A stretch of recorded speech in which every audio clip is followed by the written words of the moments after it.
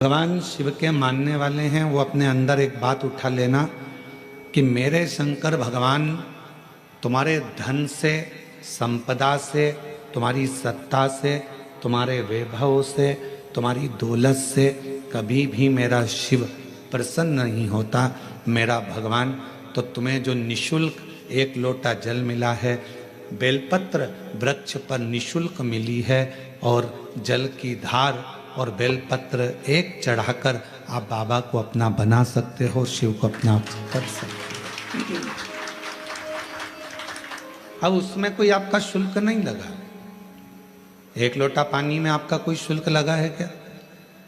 अपने घर का लोटा, अपने घर का पानी। यहाँ तक शिव महापुराण ने कहा कि मंदिर का पानी भी नहीं उठाना, मंदिर का लोटा भी नहीं उठाना।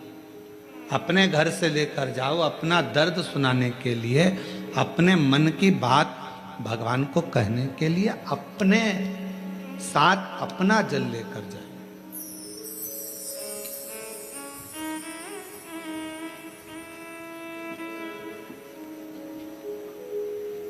शिव महापुराण की कथा तो यहाँ तक कहती है कि भगवान की कोई भी स्तुति अगर आपको करना है तो अपने दिल में जो बात आए वो भगवान से कहो। किसी की पढ़ी पढ़ाई, किसी की सुनी सुनाई स्तुति भी हमको नहीं करना। खुद की स्तुति जो आपके दिल से निकल रही हो भगवान के लिए, उसको पुकारने के लिए, उसको बुलाने के लिए, वो स्तुति खुद करी।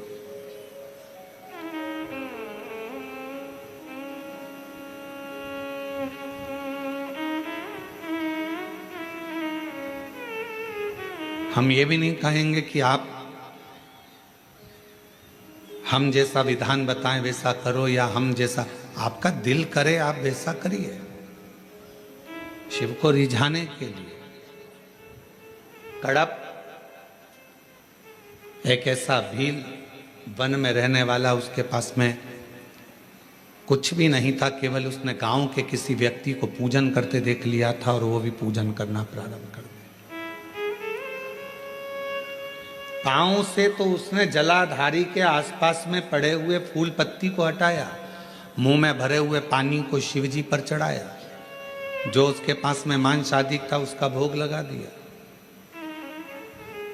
अब उसकी साधना, उसका तप कितना बड़ा कि ब्राह्मण देव ने, पंडित जी ने भगवान शंकर के शिवलिंग को पिंजरे में बंद कर दिया था।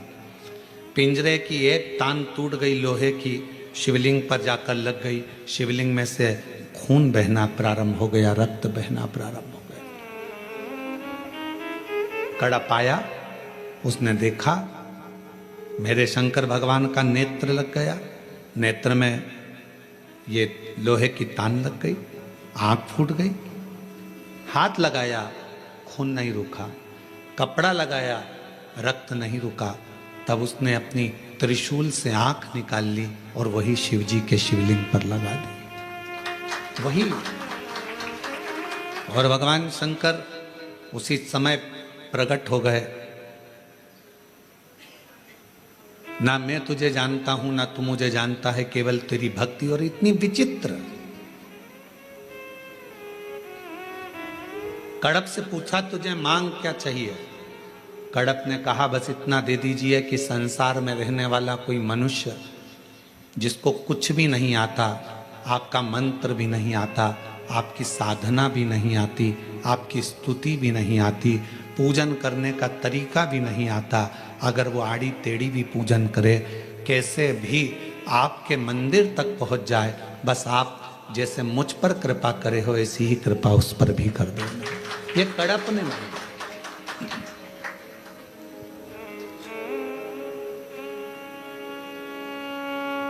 मेरे शंकर भगवान तुम्हारी स्तुतियों से, मेरे शंकर भगवान तुम्हारे बहुत सारा कि 100 लोटे जल चढ़ाओगे तो शंकर जी प्रसन्न होंगे, 1.25 लाख बेलपत्र चढ़ाओगे तो शिव जी प्रसन्न होंगे।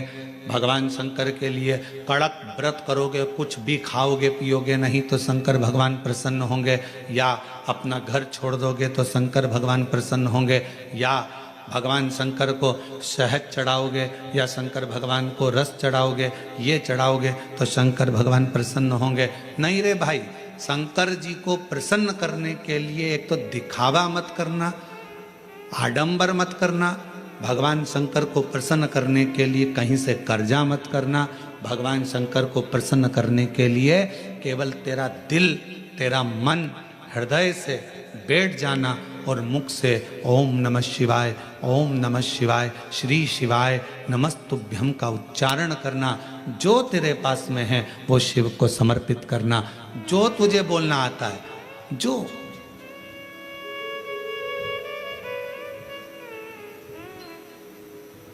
छोटा सा बच्चा तोतला बोलता है, माँ को अच्छा लगता है कि नहीं लगता है?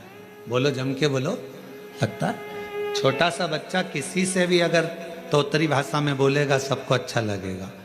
तोतरा बच्चा, छोटा बच्चा गाली भी दे देगा तो सबको अच्छा लगेगा।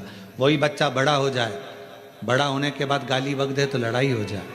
तोतरा है, माँ बाप स्वीकार करेंगे, लोग स्वीकार करेंगे। छोटा है, सब स्वीकार करेंगे। शिव जी की कथा कहती है कि भगवान शंकर को रिझाने के लिए आपकी तोतरी भाषा से, आपके निर्मल मन की भाषा से, आपके हृदय की भाषा से आप शिव जी को जैसे रिझाना चाहोगे, शंकर भगवान जल्दी प्रसन्न होंगे। और अगर आप आडंबर से, दिखावे से, छल से परमात्मा को पाने का प्रयास करोगे तो शिव कभी प्राप्त नहीं होगा।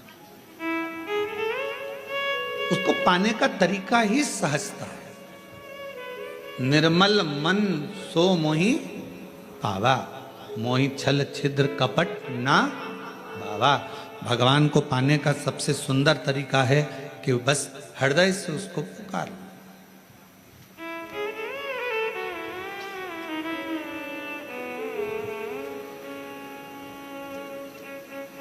बारिश पड़े तो छाता लिया जाता है और दुख पड़े तो शिव का नाम लिया जाता है। केवल जब दुख आए, तकलीफ आए, कष्ट आए, परेशानी आए, थोड़ा सा भी जीवन में अगर लग रहा है कि हमारी कष्ट की जिंदगी चल रही है, हमारे परेशानी का जीवन चल रहा है, उस समय पर शिव नाम लेना प्रारंभ कर दो। श्री शिवाय नमस्तुभ्यम कहना प्रारंभ कर दो। धीरे धीरे उसका नाम उच्चारण करना प्रारंभ कर दो। घर के दरवाजे पर श्री शिवाय नमस्तुभ्यम लिख दो। गाड़ी पर, बंगले पर, दुकान पर, जायदाद पर उसका नाम लिख दो कि अब हमारे बस का नहीं है, लोग हमको तकलीफ दे रहे हैं, कष्ट दे रहे हैं, अब दुनिया हमारे से नफरत कर रही है, पर मेरे बाबा तू मुझे निभा लेना। पूरी जमीन, जायदाद, मकान, गाड़ी, खुद सब कर श्री शिवाय नमस्तुभ्यम लिख दो, उसके सुप्रत कर दो। एक बहन ने एक पत्र लिखा था कल कि रुद्राक्ष क्यों पहना जाता है, तुलसी की माला क्यों पहनी जाती है। रुद्राक्ष पहनने का कारण क्या है, तुलसी की माला पहनने का कारण क्या है, क्यों रुद्राक्ष पहना जाए, क्यों तुलसी की माला पहनी जाए, उसका कारण क्या है। हम आपसे पूछते हैं, सब बोलना। एक कटोरी में शक्कर ले लो, ठीक है, उसमें तुलसी का थोड़ा सा दल डाल दो, क्या बन गया? जम के बोलो, प्रसाद बन गया। भोजन है, भोजन की थाली में जब तक तुलसी का दल नहीं डाला तब तक वो प्रसाद नहीं हुआ। तुलसी का एक पत्ता, थोड़ा सा दल भोजन की थाली में डल गया, क्या बन गया? प्रसाद। इतना बड़ा भगोना भरकर नुक्ति बनी है, सेव बना है, प्रसाद बना है, उसमें थोड़ा सा तुलसी का दल डाल दो, क्या बन गया? प्रसाद बन गया। अब शिव का प्रसाद कैसे बनता है? तो कहा भगवान के प्रसाद में जो सामग्री हो उसमें बेलपत्री डाल दीजिए, रुद्राक्ष का भाग उसके अंतर्गत, अर्थात भगवान शंकर स्वयं मां महागौरी से कहते हैं, हे महागौरी, हे गौरी, हे महागौरी। जैसे तुलसी भोजन में डालने पर प्रसाद बन जाती है, उसी तरह संसार का मनुष्य जब किसी रुद्राक्ष को अपने गले में धारण करता है तो वो मेरे लिए प्रसाद बन जाता है, मेरा अपना बन जाता है, उसको मैं स्वीकार कर लेता हूं, वो मेरा अपना है। अब प्रसाद को आप लोग नाली में फेंकते हो क्या? प्रसाद को आप गटर में फेंकते हो क्या? प्रसाद को आप कहीं गलत जगह डालते हो क्या? नहीं, क्योंकि वो प्रसाद बन गया। गले में अगर रुद्राक्ष की माला आ गई, एक रुद्राक्ष तुम्हारे गले में लाल धागे में पड़ा हुआ है, तुलसी की माला तुम्हारे गले में पड़ी हुई है, आप भगवान का प्रसाद हो। अगर चलते फिरते मौत का किसका ठिकाना, मृत्यु का किसको भरोसा, कब प्राण छूट जाए। अगर हमारे गले में रुद्राक्ष पड़ा है, तुलसी की माला पड़ी है और हमारे प्राण छूट भी गए, तो हम वो प्रसाद हैं कि हमें नरक में नहीं पटका जाएगा, गलत जगह पर नहीं पटका जाएगा, हमको श्रेष्ठ जगह पर रखा जाएगा। प्रसाद को नाली में नहीं डालते, प्रसाद को गटर में नहीं डालते। रुद्राक्ष पहनने वाला, तुलसी की माला धारण करने वाले को गलत जगह पर नहीं भेजा जाता, गलत जगह पर। आप गले में अगर रुद्राक्ष धारण करते हो तो शिव का प्रसाद हो। और जितने शिव भक्त इस ऑनलाइन शिव महापुराण की कथा को आस्था चैनल पर श्रवण कर रहे हैं, फेसबुक यूट्यूब पर सुन रहे हैं और सोशल मीडिया पर इस कथा को अगर श्रवण कर रहे हैं, तो उनसे कहूँगा अपने गले में एक रुद्राक्ष अवश्य डालो। तुलसी की माला भी अगर है तो भी एक रुद्राक्ष जरूर डालो। क्यों? अगर गूगल पर सर्च करोगे, फेसबुक यूट्यूब पर सर्च करोगे, इंस्टा पर सर्च करोगे, तो उसमें आपको मालूम पड़ेगा एक रुद्राक्ष यदि हमारे गले में होता है तो हमारी बीपी, शुगर, थायराइड, इन सब को लेवल में रखता है। और वो ना शुगर बढ़ने देता है, ना शुगर घटने देता है, ना बीपी बढ़ने देता है, ना बीपी घटने देता है। एक रुद्राक्ष अपने गले में होना चाहिए।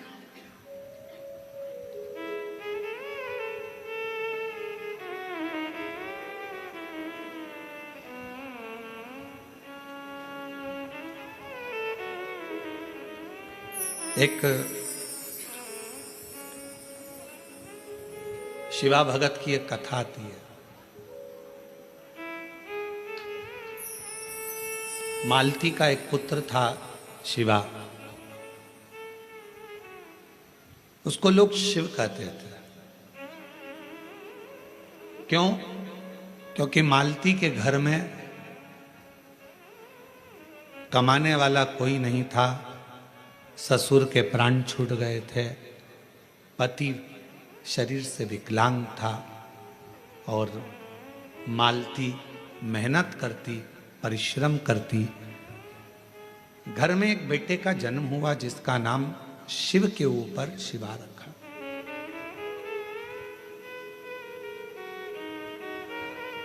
पति विकलांग है, पत्नी कमाने जाती है, मेहनत करती है, परिश्रम करती है।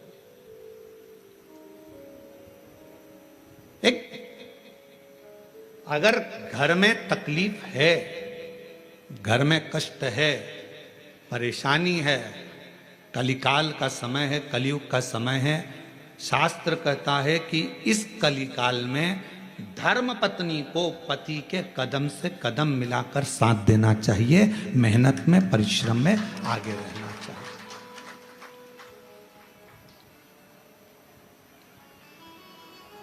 वो समय गया जिस समय पर नारी केवल चौके का काम करती थी और लोग गाली देते थे, अपशब्द कहते थे, ताना देते थे, वो घर में रह लेती थी। आज का समय एक बेटी अपनी सेना को लेकर जाती है और पूरे पाकिस्तान को हिलाकर आ जाती है। आज का वो युग है,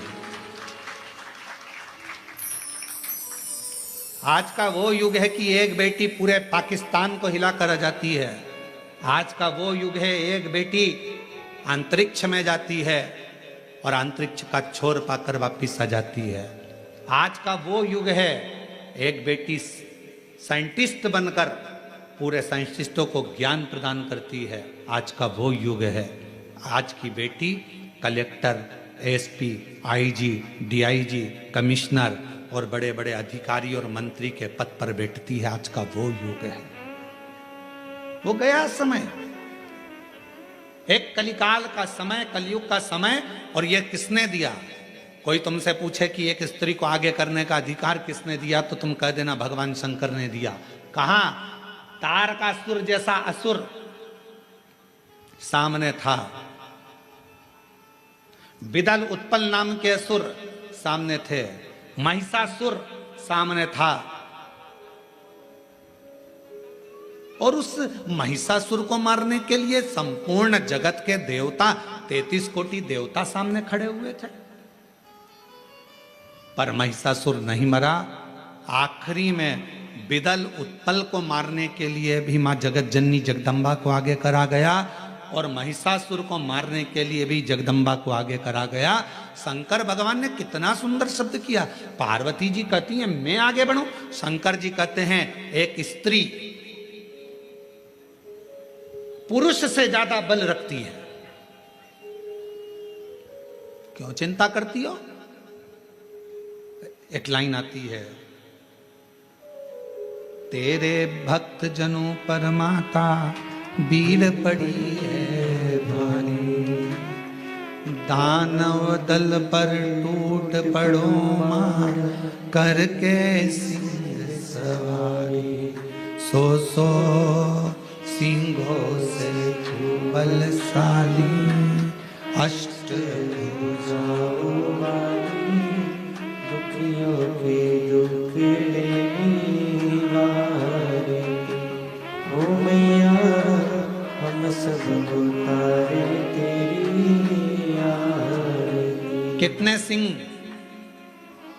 जम के बोलो जरा, फिर से लाइन बोलो, सो सिंहों से बलशाली, अष्ट भुजाओं वाली, दुखियों के दुख लेने वाली।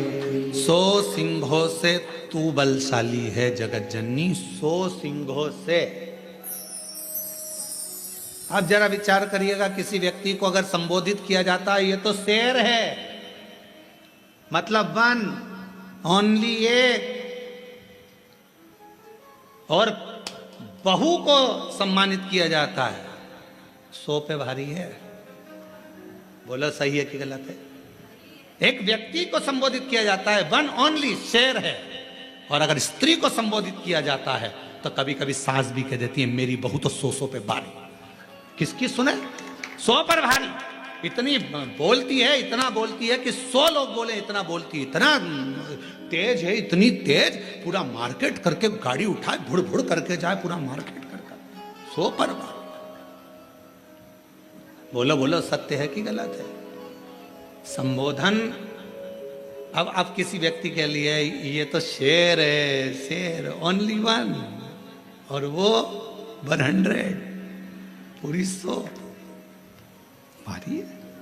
100 सिंहों से बलशाली, अष्ट भुजाओं वाली, दुखियों के दुख हारे, ओ मैया हम सब उतारे तेरी आरती। अब 100 सिंहों के बराबर उसमें बल है। शंकर भगवान आज के युग में, कलयुग में अगर स्त्रियां नारियां आगे आकर कार्य कर रही हैं, स्त्रियां आगे बढ़ी हैं, तो इसमें सबसे बड़ा योगदान, सबसे बड़ी कृपा मेरे देवादिदेव महादेव की है, जिन्होंने पार्वती जी को आगे करा, मां जगदम्बा को आगे करा। तू असुरों को मार सकती है, तो भद्रकाली बन सकती है, तो कुष्मांडा बन सकती है, तो स्कंदा बन सकती है, और एक समय ऐसा आए तो तू अन्नपूर्णा भी बन सकती है। याद करिए, जब पूरा विश्व भूख से बिलख रहा था, पूरा विश्व, अकाल पड़ गया पूरी सृष्टि में, तड़पने लगे लोग, पक्षी मरने लगे, पशु मरने लगे, मानव मरने लगे, कुछ नहीं बचा। शिव अखंड समाधि में डूबे हुए थे, और शंकर भगवान अखंड समाधि में थे। देवता आए शिव जी से प्रार्थना करने के लिए, शिव जी उठते नहीं। ब्रह्मा जी आए, शिव जी उठते नहीं। इंद्र आए, शिव जी उठते नहीं। अखंड समाधि में लगे भगवान देवादिदेव महादेव, उठने का नाम नहीं। नेत्र बंद, क्या हो रहा है मालूम नहीं। पर पार्वती माता से रहा नहीं गया। सूचना मिली पूरा ब्रह्मांड हिल रहा है, सब भूख और प्यास से तड़प रहे हैं। तब माँ अम्बा जगदम्बा माता पार्वती ने विचार करा, मेरे बच्चे ये संसार के लोग भूख से तड़प रहे हैं। तब मेरी माँ अम्बा जगदम्बा जी ने तुरंत अन्नपूर्णा का रूप धारण करा, भूमि पर चरण रखकर धान उत्पन्न किया।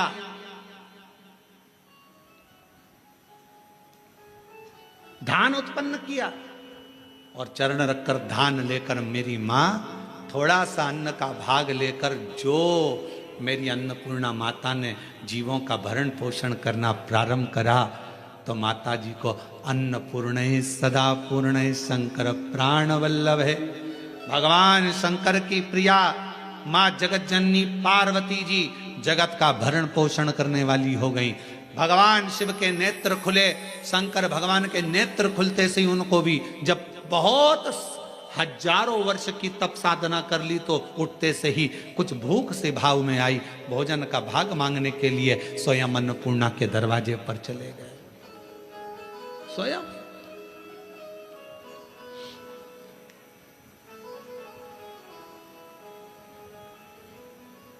जब जगत पूरे विश्व में हाहाकार मचती है तो वो अन्नपूर्णा बन जाती है।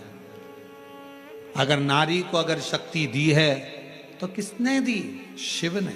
शंकर भगवान कि सारे चरित्रों को उठाकर देखिएगा, केवल देवाधिदेव महादेव अपना अर्ध नारीश्वर स्वरूप का दर्शन कराते हैं। आधा शिव आधा पार्वती। पार्वती तू मेरी शक्ति है, शक्ति ही शिव है और शिव ही शक्ति है, दोनों है। अब उसको समझने वाला समझे, ना समझने वाला ना।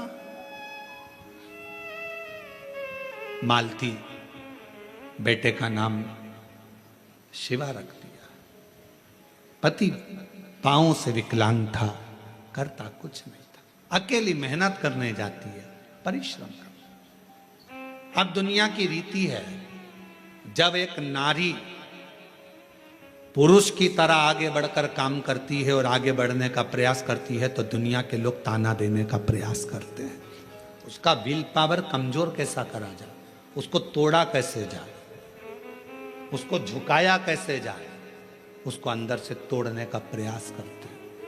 पर जितनी भी मेरी बेटियां इस कथा को सुन रही हैं, जितनी मेरी जीजियां इस कथा को सुन रही हैं, जितनी मेरी माताएं इस कथा को श्रवण कर रही हैं, दुनिया का कोई व्यक्ति तुम्हें कितना भी ताना दे दे, कितनी भी गाली दे दे, तुम्हारे ऊपर कितना भी अपशब्द कह दे, तो भी अंदर से टूटना मती, दमदारी से चलते रहना, आगे बढ़ते रहना। तुम्हारा कर्म तुम्हारा जवाब देगा,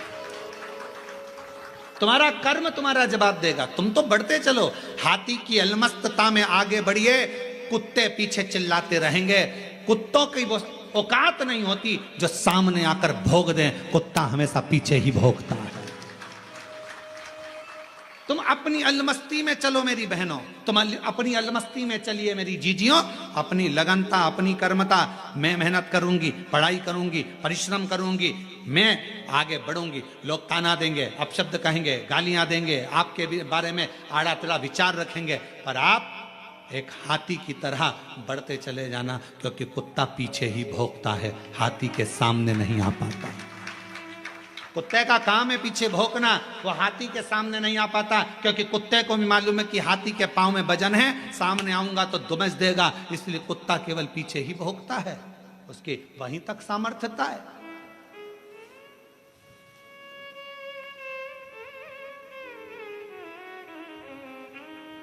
एक बहन, एक बेटी, एक मां, एक स्त्री जब अपने कर्तव्य पथ पर चले, उसको सोचना नहीं चाहिए कौन क्या कहेगा। आग लगे बस्ती में, मस्ती में, क्या किसको रोइए सोइए, कौन कहेगा, क्या बोलेगा, बोले। हम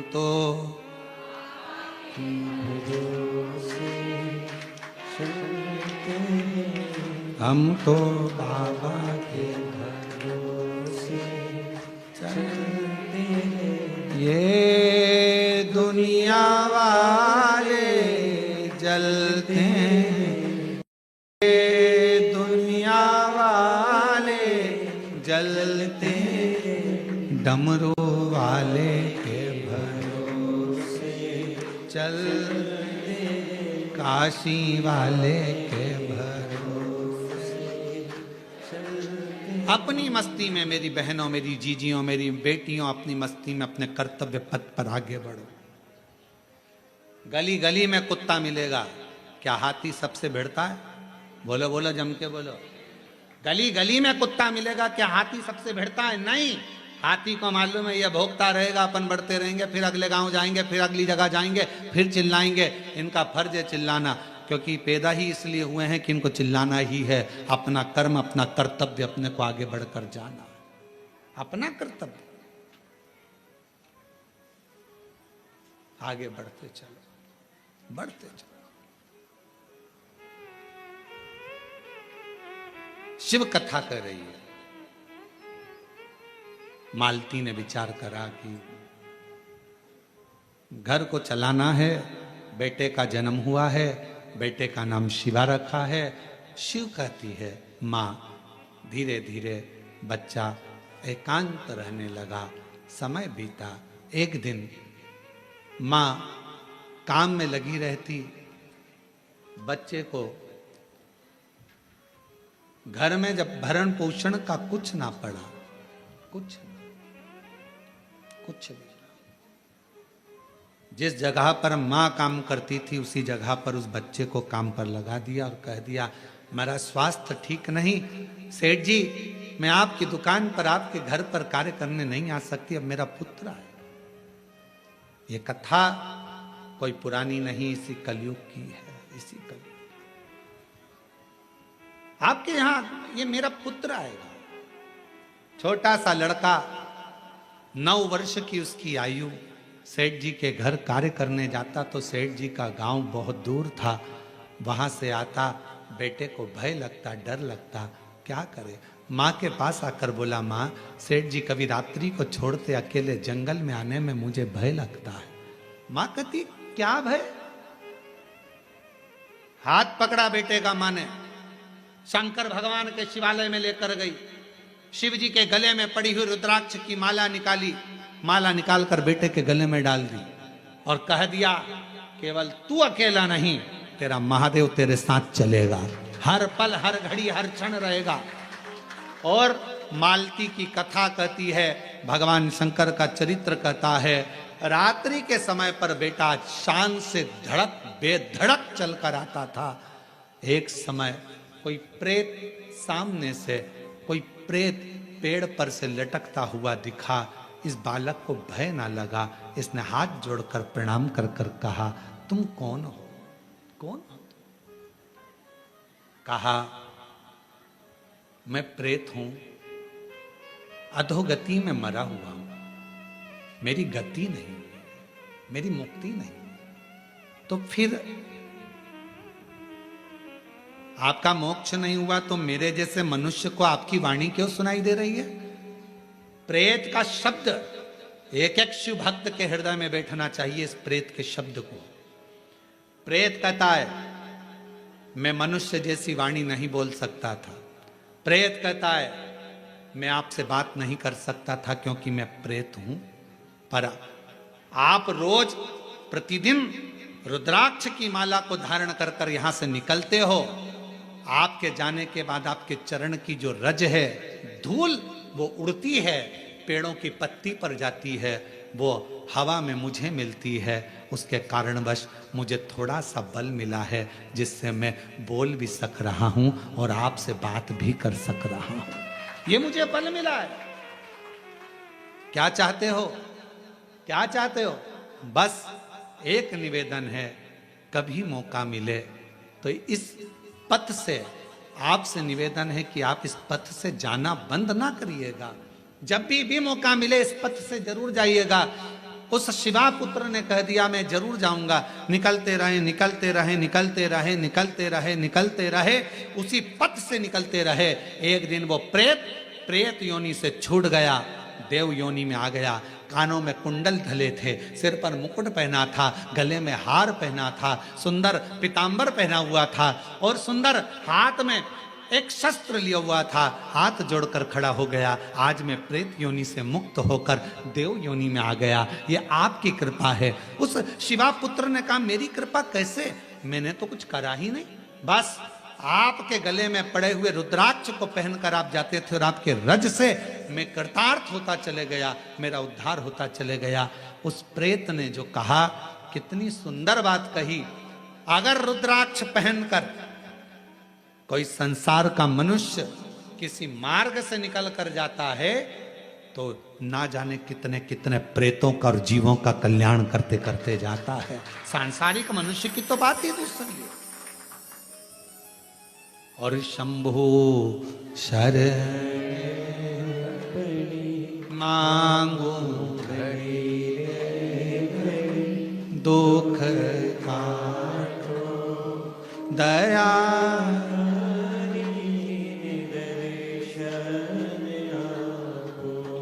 शंभु शरण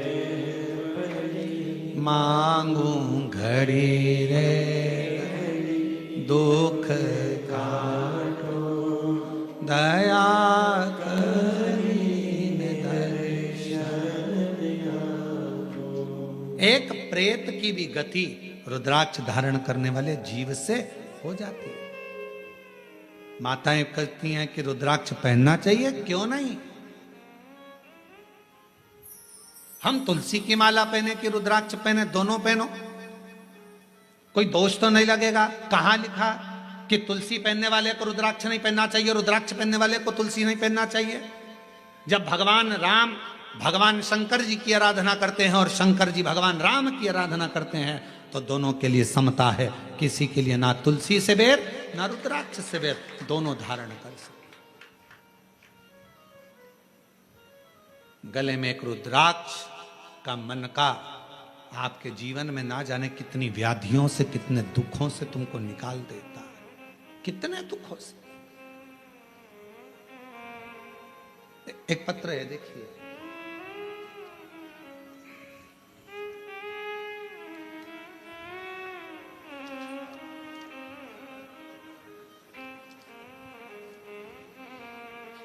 रुक्मणी पटेल, शिव नारायण पटेल, ग्राम रामपुर, जिला कोरबा,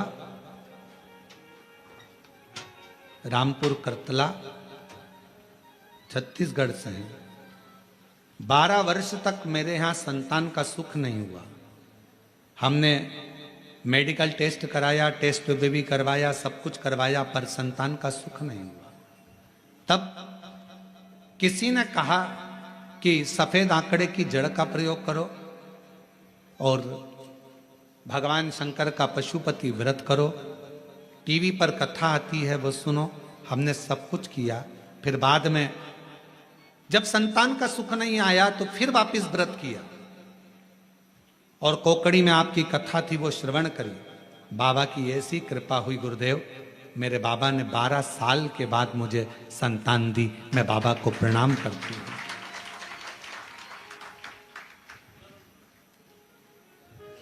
एक पत्र और बड़ा सुंदर है,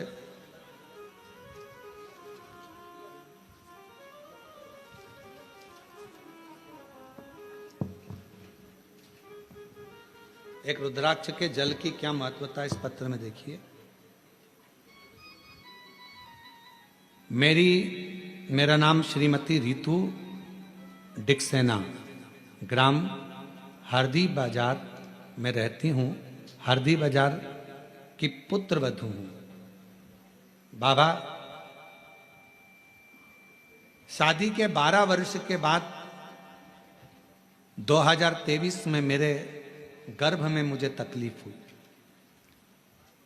पहले डॉक्टरों को दिखाया तो बच्चेदानी में छाले बता दिए, फिर डॉक्टर को दिखाया तो गर्भाशय में बच्चेदानी में 7 गठाने हो गए। घबरा गए। डॉक्टर ने कहा ये गठानों की जांच होगी, मालूम पड़ेगा कि कौन सी बीमारी है। हम लोग घबरा गए।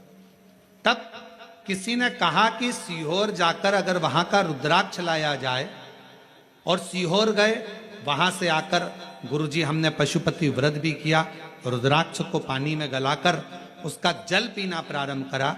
और फिर 29/5/2025 में हम बिलासपुर में फिर चेकअप कराने के लिए गए। बाबा ने ऐसी कृपा कर दी, कोई ऑपरेशन करने की जरूरत नहीं पड़ी और बाबा की कृपा से मेरी पूरी रिपोर्टें नॉर्मल आ गई, जिन रिपोर्टों को मैं अपनी फाइल में भी लगा कर लाई हूं कि मेरी सारी रिपोर्ट बाबा ने नॉर्मल कर दी। शिव शिव है, शंकर शंकर है, शिव शिव है। एक रुद्राक्ष यदि गले में पड़ा हुआ है, एक रुद्राक्ष यदि हम उसका जल पी रहे हैं, एक रुद्राक्ष हमारे घर में हम रख रहे हैं, उसका जल पी रहे हैं, या हमारे गले में धारण कर कर रख रहे हैं, उसका फल आ जाए हमको मिलता जरूर है।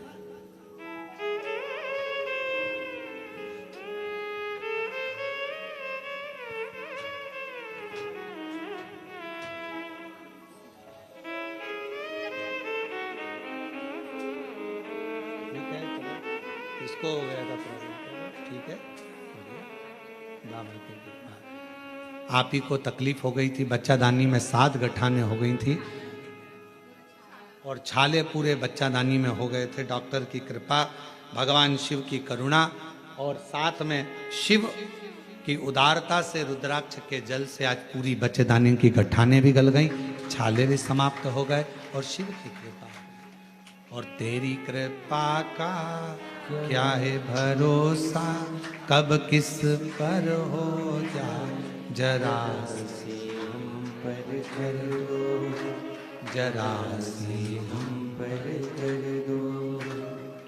तेरी कृपा का क्या है भरोसा, कब किस पर हो जाए, जरा सी हम पर कर दो, जरा सी हम पर कर दो। जिस पर भी हो गई तेरी कृपा करुणा, वो भव पार हुआ, भव पार हुआ। पापी हो चाहे जितना, उसका भी बाबा उद्धार हुआ, उद्धार हुआ। गिद्ध अजामिल गणिका जैसे तेरे मन को भा, जरा सी हम पर कर दो, जरा सी हम पर कर दो। तेरी कृपा का क्या है भरोसा, कब किस पर हो जाए, जरा सी हम पर कर दो, जरा सी हम पर कर दो।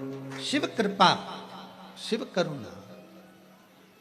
एक छोटा सा रुद्राक्ष गले में पड़ा रहने, डले रहने, कितनी कितनी तकलीफों से, कितने कितने दुखों से, कितने कितने कष्ट से वो रुद्राक्ष आपको निकाल देता, कितने कष्टों से।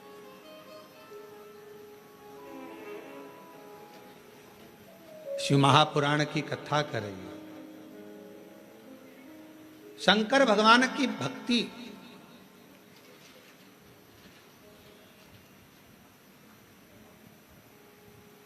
किसी का भला करने में और भगवान शंकर का भजन करने में धन मूल नहीं, मन मूल है। मन, आप कितना भजन करते हो, धन से भगवान कभी प्रसन्न नहीं हो सकता।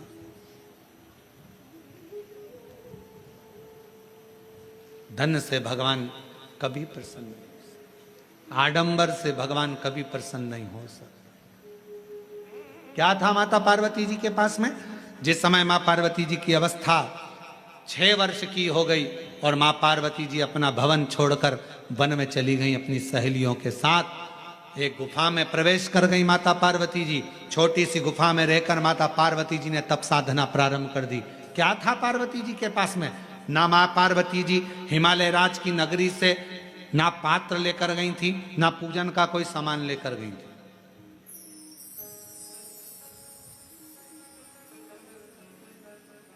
कोई वस्तु माता पार्वती जी लेकर नहीं गई। अपने पिता के घर से गई तो खाली हाथ गई। अपनी सहेलियों के साथ, सखियों के साथ गुफा में बैठकर भगवान का तप करने बैठ गई। जब पार्वती जी ने देखा कि मैंने हजारों समय निकाल दिया, वर्ष निकाल दिया, शिव जी प्रसन्न नहीं होते, शंकर भगवान सामने आते ही नहीं।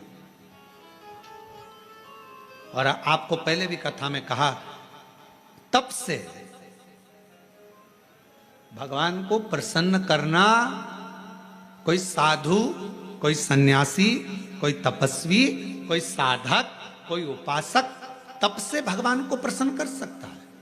योग से, साधना से भगवान को कोई तपस्वी साधक प्रसन्न कर सकता है। आप और हम तो कलयुग में रहने वाले हैं।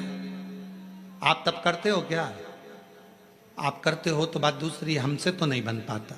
हमसे तो केवल एक ही काम बनता है, सारी समस्या का हल जल। तब हमसे भी नहीं बनता।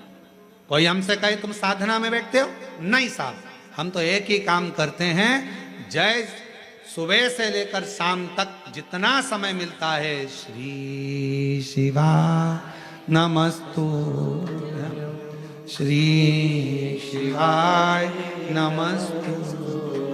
फिर कोई पूछे आपने क्या खाना छोड़ दिया, आप क्या फलाहार करते हो, तो हम जहाँ रुके हुए हैं वहाँ आकर हमारी जीजियों से पूछना, जो प्रसाद बनाती हैं उनसे पूछना क्या व्रत रखते हैं? नहीं, भोजन करते, 2 रोटी सुबह, शाम को 1.5 रोटी, इससे ज्यादा नहीं। भजन का बल, स्मरण, अपनी भक्ति। और छत्तीसगढ़ आते हैं तो चावल जरूर खाते हैं,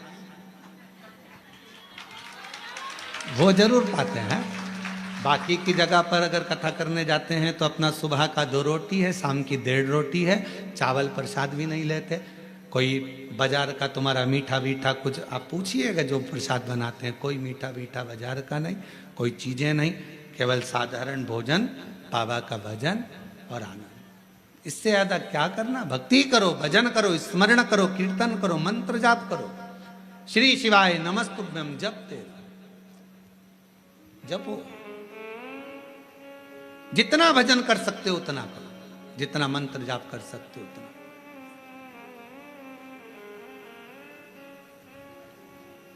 और हम तो शर्मा जी आपसे भी कहेंगे, हमारा जो प्रसाद बनता है उसमें थोड़ा प्रसाद कभी योग बन जाए तो पाना। शंकर जी की प्रसादी कभी योग बने तो जरूर लीजिए प्रसाद का भाव। और बनाने वाला भी कौन होता है? माताएं तो रोटी सेकती हैं और हमारे पंडित जी सब्जी से बनाते हैं, या आशीष भैया सब्जी बना देते हैं। जो भाजी अपने बच्चे लोग बनावे, पा लिया आनंद। शिव तत्व की प्राप्ति हो, शिव तत्व। ना हमसे तप बनता, और हमें भरोसा है आपसे भी नहीं बनेगा। आपसे कोई कहते पेड़ के नीचे बैठी रहे, सिर पे पल्लू लेके बैठी 4 घंटे, तो बनेगा? घर छोड़ सकते हो? नहीं। नदी पर जाकर बैठ सकते हो? थोड़ा सा नदी में पानी, बड़ा बारिश में तो पीछे खसक जाओगे, तुरंत नहीं बन सकता। ना हमसे तप बन रहा है, ना साधना बन रही है, ना हमसे कोई ऐसा व्रत बन रहा है। पहले के व्रत आज के व्रत में अंतर है। आज के व्रत में तो पेट भरकर फराल कर लो, फिर भूख लग जाती है, फिर सेव फल खा लिया, केला खा लिया, पपीता खा लिया, रात्रि के फिर फलहार की तैयारी, फिर वो खाने के बाद फिर दूध पीने की तैयारी, फिर आधी रात को फिर पति को नींद नहीं आ रही, पति बोले तेरा व्रत है, हाँ आज एकादशी है। पति ने मन में सोचा 11 बार खा लेती, एकादशी पूरी हो जाती, क्यों ना खा। व्रत नहीं, ना हम तप कर पा रहे, ना साधना कर पा रहे, ना व्रत कर पा रहे कली काल में। इसलिए तुलसीदास बाबा ने लिख दिया, कलयुग केवल नाम धारा। इसलिए तुलसी बाबा ने लिखा, कलयुग में कुछ नहीं बने तो एक काम करो, राम राम राम राम जपते रहो, शिव नाम जपते रहो, कृष्ण नाम जपते रहो। तुम्हारे दिल में जो बैठ जाए, जिसका तुम भजन कर सकते हो उसको भजो। भगवान का भजन करने में मन लगा लो। तुम जितना जपोगे आडंबर से दूर रहोगे, तुम जितना जपोगे सबसे दूर रहोगे। इसलिए कलिकाल में एक नियम बना लिया, सारी समस्या का हल जल। फुर्सत मिले 2 मिनट जाओ, शंकर जी को जल चढ़ाओ। अपने शिव के लिए अगर तुम 2 मिनट का समय मंदिर जाने का निकाल लोगे तो भगवान शंकर भी अपने समय में से तेरा दुख हरने के लिए तेरे दरवाजे पर आकर खड़ा हो जाए। समय निकालो। आजकल का जमाना यही है, तुम किसी के यहाँ जाओगे तो कोई तुम्हारे यहाँ बोलो तो आएगा। बहन के घर शादी में जाओगे तो बहन तुम्हारे घर शादी में, तुमने अपनी बहू को भेज दिया तो वो भी बहू को भेज देगी। और तुम्हारे जाने में और बहू के जाने में अंतर है। बहू शादी में जाती है, काम वाम नहीं करती, कुर्सी पर डेंटिंग पेंटिंग करके बैठ जाती है। काम करेगी क्या? नहीं। मौसी सास की आई है, फैलारा पड़ा है तो पड़े रहने दो, सामान पड़ा है तो पड़े रहने दो। पर बहन के घर शादी में बहन जाती है, जितना सामान आता है, कपड़े आए, मायरे का सामान आया, सारा सामान संभालती है। मिठाई के डब्बे इधर रखेगी, बर्तन उधर रखेगी, सामान उधर रखेगी, बहन संभालेगी, बहू नहीं। अब तुम्हारे यहाँ शादी में तुमने बहू को भेजा तो उसने भी बहू को भेज दिया। तुम आती तो वो भी, तुमने संभाला तो वो भी संभालती। हमारी जीजी ने हमारे यहाँ काम संभाला था भैया, उसके घर काम आया है, हम भी जाके संभालेंगे क्योंकि हमारी बहन ने हमारे यहाँ संभाला था। उसी तरह जैसे तुम अपने रिश्तेदार को शादी में भेजते हो तो वो अपने रिश्तेदार को भेजता है। अब तुमने कह दिया मम्मी कथा हो रही है, तुम चली जाओ, तो भगवान भी कह देगा जब अंतिम समय आएगा, ये मरने वाली है, यमराज तू चले जा, तू चले। और अंतर देखिए, बहन आती तो काम करती, भगवान आता तुझे लेने के लिए भोलेनाथ तो नंदी पर बिठा कर ले जाता, डमरू बजाता बजाता। देवराज ब्राह्मण को लेकर गया था नंदी पर बिठा कर, नरसिंह जी को बैठा कर लेकर गया था। और अगर यमराज आता है तो नंदी पर काय पर बिठा के ले जाता है? नहीं, पाड़े की पूंछ से बांध कर ठोकता ठोकता, दे धम दे धम दे धम। खूब मोबाइल पे झूठ बोली थी, दे, खूब दिया। दिन भर चैटिंग में लगी रहती थी, दे। जरा सा कोई गलत लिखता था फेसबुक पे और कमेंट्स करती थी, दे। उंगली पर रखेंगे और दोचेंगे, इसी से चलाती थी खूब व्हाट्सएप, दोचो। चिल्लाएगी, क्षमा कर दो, मुझे माफ कर दो, एक बार वंश मोर फिर जन्म दे दो, मोबाइल नहीं चलाऊंगी, और चलाऊंगी तो शिव पुराण देखूंगी, फिर कुछ नहीं देखूंगी। भगवान बोले शिव पुराण की आड़ में चैटिंग करती रहती, दे, दे धर के, फिर मारा लपक के, फिर दो, खूब दुबेरा। चलते चलते फिर याद आया, मेरी नीले कलर की साड़ी एक बार भी नहीं पहनी। यमराज से कहा, भगवान प्लीज क्षमा कर दो, बहुत दुख हो रहा है मुझे। भगवान ने पूछा, किस बात का दुख हो रहा है? अलमारी में 3 नंबर के ब्लॉक में नीले कलर की साड़ी रखी है, उसकी फाल लगवा ली थी, चोली भी बनवा ली थी, बस पहन नहीं पाई। मुझे एक बार मौका दे दो, मैं पहन लूं। और हमारे मोहल्ले में नया पार्लर खुला है, उसके पास एक बार भी नहीं थी, कृपा करो। यमराज ने फिर दिया धर के, चल। किस काम की वो जिह्वा जो भगवान का भजन ना कर पाए, किस कान का वो श्रवण जो भगवान की कथा ना सुन पाए, और किस काम का वो मस्तक जो भगवान के आगे झुक ना पाए। किस काम, क्या करे वो शरीर? कि पापीड़ा मुख से राम नहीं निकले, राम नहीं निकले रे श्याम नहीं निकले। वो काई जाने हरि भजना में, जीवन गवाए दियो सजना में। भजना में मन नहीं लगा, सजना में मन लग गया।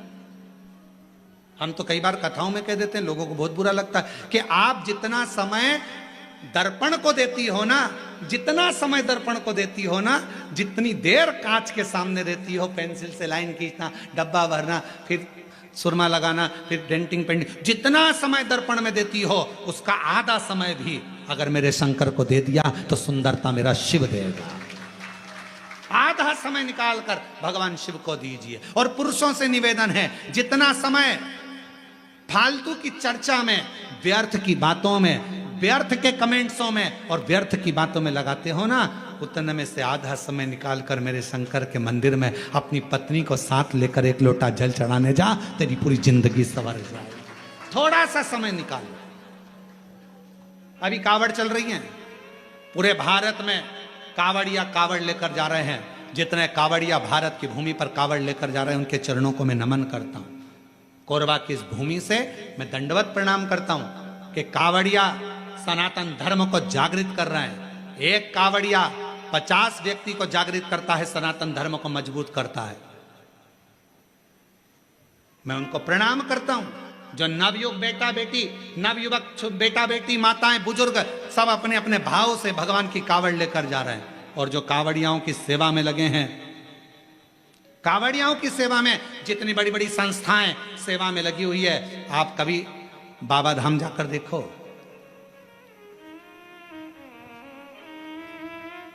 गए हो आप लोग बैद्यनाथ जी? बाबा धाम बैद्यनाथ गए?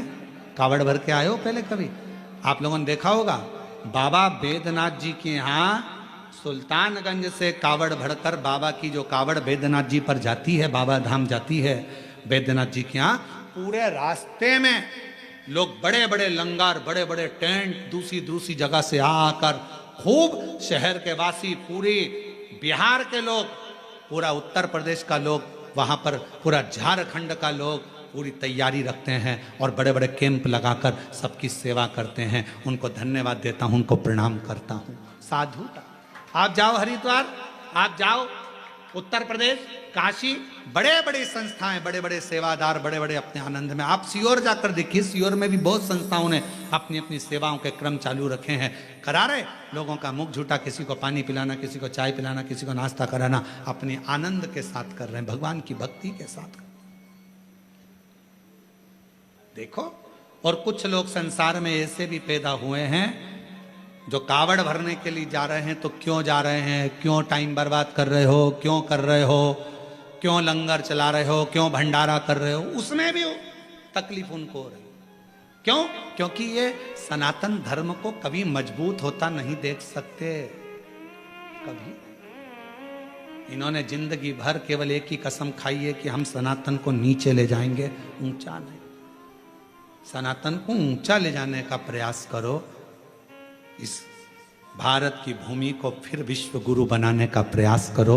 इस भारत की भूमि को फिर श्रेष्ठ बनाने का प्रयास, अग्रता रखिए। साधुता है। और भारत की भूमि पर ऐसे ऐसे मुख्यमंत्री हुए हैं जो कावड़ियाओं पे फूल की वर्षा कर रहे हैं।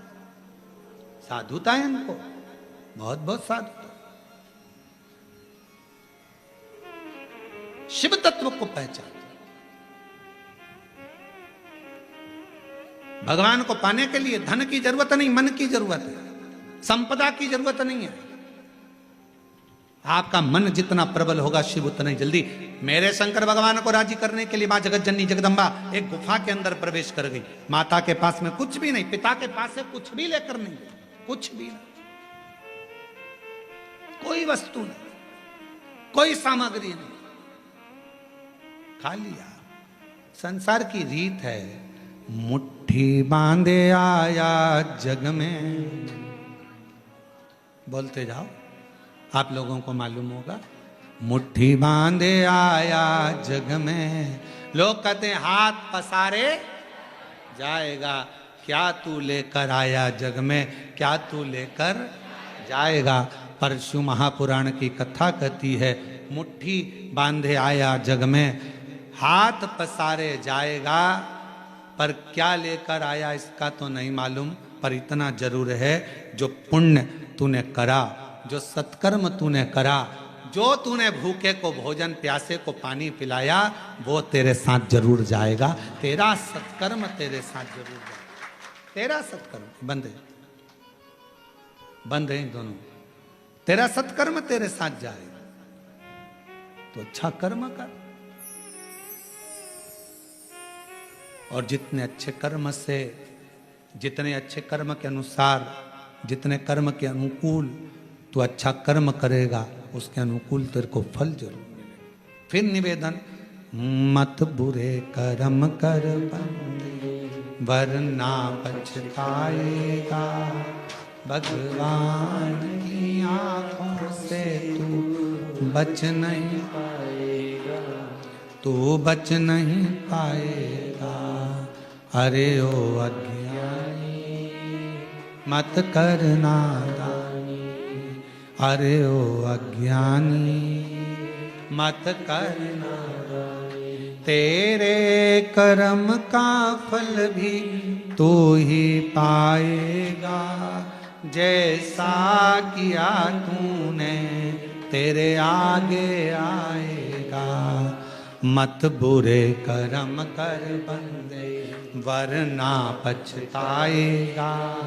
भगवान की आंखों से तू बच नहीं, हो गया, तू बच नहीं पाएगा।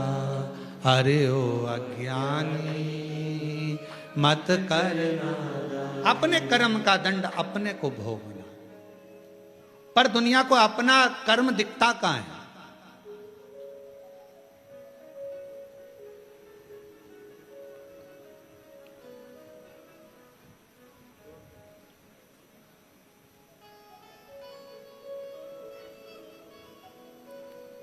एक स्मरण में नहीं आ रहा है शिवलिंग का।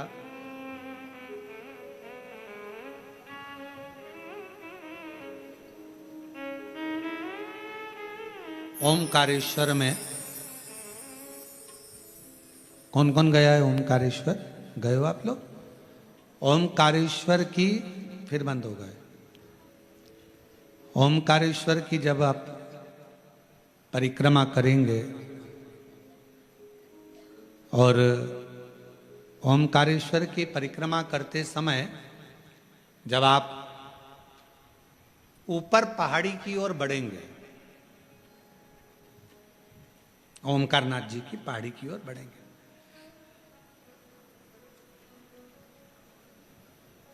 एक गौरी केदार मंदिर आता है, गौरी शंकर मंदिर। ये गौरी केदार या गौरी शंकर मंदिर का स्मरण होगा तो कभी, बहुत प्राचीन मंदिर है, बहुत प्राचीन मंदिर, बहुत प्राचीन। जितने भी लोग ओमकारेश्वर जाएं तो वहां जरूर परिक्रमा मार्ग में ऊपर की ओर जाकर दर्शन करें। परिक्रमा मार्ग बहुत प्राचीन है, कई शताब्दियों पुराना, बहुत प्राचीन, बहुत प्राचीन। वहां एक शिवलिंग है, लगभग 5.5 से 6 फीट की हाइट का, काले पाषाण का है, बहुत बड़ा है, बहुत बड़ा।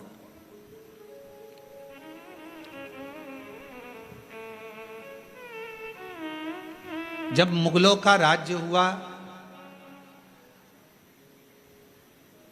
उस मंदिर में शंकर भगवान के शिवलिंग में एक बड़ा सा दर्पण लगा हुआ था, एक हीरा लगा हुआ था, एक बड़ा सुंदर दर्पण, बड़ा सुंदर हीरा लगा हुआ, हीरे से परिपूर्ण था शिवलिंग। उस दर्पण का काम क्या था?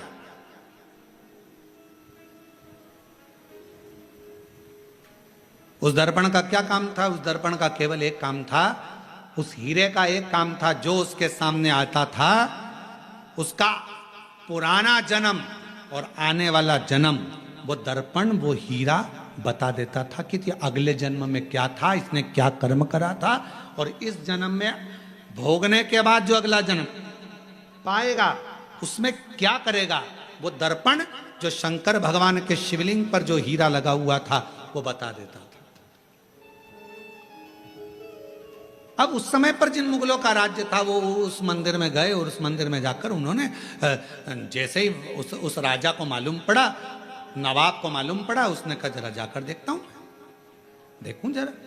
और नवाब गया, राजा गया, उसने भगवान शंकर के शिवलिंग के सामने जो हीरा लगा था, दर्पण लगा था, उस हीरे को उस दर्पण में अपना प्रतिबिंब देखा। उस दर्पण में, उस हीरे में उसने अपना प्रतिबिंब देखा। और जो उसने प्रतिबिंब देखा,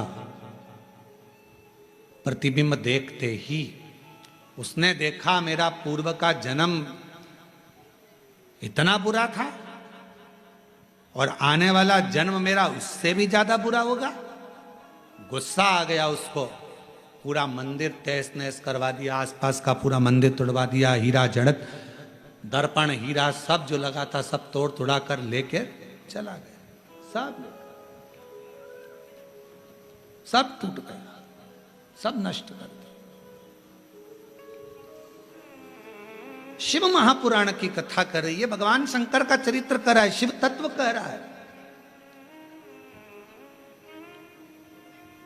अगर वो राजा चाहता तो शिव महापुराण की कथा में लिखा है, दुनिया के सामने आप कैसे भी रह लो पर तुम्हारे कर्म का दंड तो तुमको भोगना पड़ेगा। पर यदि अगर शंकर भगवान को एक लोटा जल आप समर्पित कर रहे हो तो तुम्हारा पहला क्या निकला, बाद में क्या होना है, वो महादेव के हाथ में चला जाएगा और महादेव तुम्हें कष्ट नहीं देगा, महादेव तुम्हें तकलीफ नहीं देगा, दुख नहीं देगा, कष्ट नहीं देगा। फिर वही लाइन आ गई स्मरण में कि मत बुरे कर्म कर बंदे वरना पछताएगा, भगवान की आंखों से तू बच नहीं पाएगा, तू बच नहीं पाएगा।